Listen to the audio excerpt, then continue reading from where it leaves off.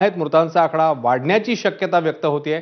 सातत्याने अपघात होत असतात, वारंवार अपघात होत असतात, जसं आता स्थानिक नेत्यांनी सांगितलं, आपल्या प्रतिनिधींनी सांगितलं एबीपी माझाच्या, मात्र तरी देखील अजूनही योग्य ती पावलं टाकली गेली नाहीयेत आणि परिणाम आपल्या समोर आहे। पुन्हा एकदा आणखी एक अपघात आणि त्याच्यामुळे 3 जणांचा मृत्यू, 20 जण गंभीर जखमी। नवले पुलाजवळ वाहनांनी हा पेट घेतला आणि त्याच्यामुळे ही घटना घडलेली आहे।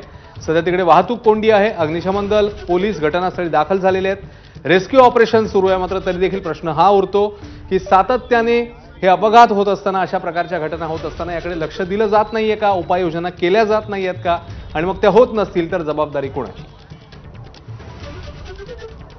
शिंदेच्या शिवसेनेचे नेते रवींद्र धंगेकर आता आपल्यासोबत आहेत। रवींद्र धंगेकरजी, आणखी एक अपघात नवले पुलावर। आता वसंत मोरेजी सांगत होते की याच्या आधी देखील घटना घडलेल्या आहेत, पण अजून प्रशासन जे आहे, प्राधिकरण हायवेचं जे ते पावलं टाकत नाहीये। आपण काय म्हणाले अपघाताबद्दल आणि या एकूणातच या सगळ्या अपघातांच्या मालिकेबद्दल नवले पुलावरच्या? त्याच्यामध्ये नवले पूल हा मृत्यूचा सापळा झालेला ही वस्तुस्थिती खरी आहे।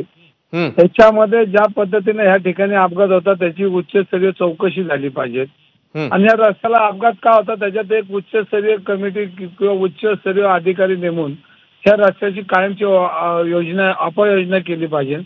आज ज्या पद्धतीने त्या ठिकाणी जे आता आगीचा लोंढा चाललेला आहे, 5 लोक मृत्युमुखी पडलेत अशी माहिती आहे। अग्निशामक दलाची आणि तिथले सगळे लोक पोहोचलेले, तिथं आता तिथं लोकांना मदतीसाठी लोक गेले, परंतु ही तात्पुरती मलमपट्टी न करता ह्याच्यावर कायमचा तोडगा काढला पाहिजे।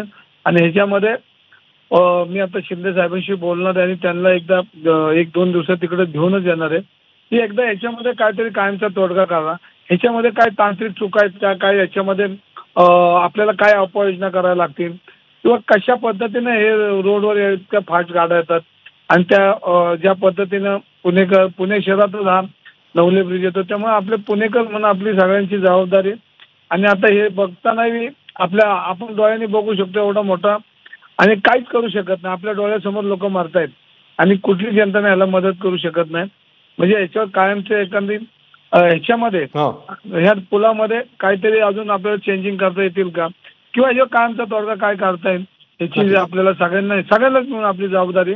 आणि मी शिंदे साहेबांशी आता बोलतोच आहे त्यांच्याबरोबर। धन्यवाद रवींद्र धंगेकरजी, आपण सविस्तरपणे प्रतिक्रिया दिली त्याबद्दल। मंदार गोंजारी देखील आपल्या सोबत होते, आपले प्रतिनिधी, त्यांचेही धन्यवाद। तेव्हा पुण्यामधली ही घटना, नवले पुलावर घडलेला हा अपघात, वाहनांना आग लागली, 3 जणांचे जीव गेले, 20 जण गंभीर जखमी आहेत। सध्या रेस्क्यू ऑपरेशन सुरू आहे। मात्र पुन्हा एकदा तोच प्रश्न, जसा आता स्थानिक नेत्यांनी देखील हे मान्य केले की याच्यामध्ये काही गोष्टी सुधारणा करणं गरजेचं आहे, मात्र ते अजूनही झालेले नाहीयेत। परिणाम आपल्या समोर आहे, पुन्हा एकदा एक अपघात आणि लोकांचे गेलेले जीव।